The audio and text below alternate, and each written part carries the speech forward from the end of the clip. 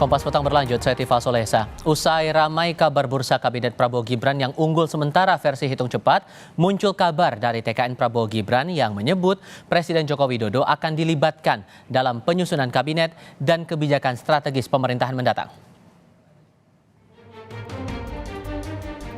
Belum juga KPU mengeluarkan hasil final penghitungan suara Pilpres, kini bursa Kabinet Prabowo Gibran yang unggul sementara versi hitung cepat mulai jadi perbincangan hangat. Ketua Umum Projo sekaligus Menkominfo Budi Aris Setiadi merespons kabar ajakan masuk Kabinet Prabowo dengan bilang jangan buru-buru. Udah diajak Kabinet Prabowo belum, Pak? Ya belum lah, tunggu Realcon aja.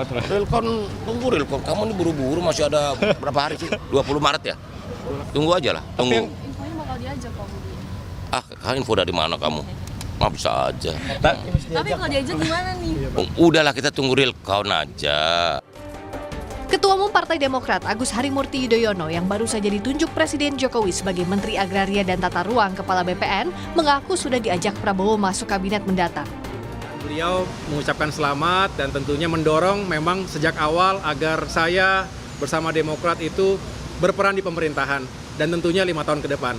Tapi tidak secara spesifik atau belum membahas secara spesifik apa yang akan dikerjakan 5 tahun ke depan dalam susunan atau formasi tertentu. Nanti mungkin di kesempatan berikutnya kita akan bicara seperti itu. Lain lagi Ketua Umum PKB Muhaimin Iskandar yang masih berstatus cawapres pendamping Anies Baswedan. Caimin bilang belum ada tawaran menteri dari Prabowo. Menurutnya PKB masih di koalisi perubahan. Saya di jalur perubahan.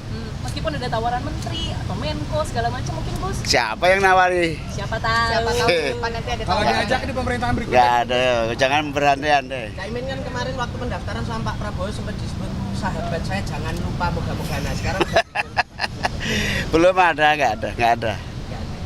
Oke. Oke, makasih.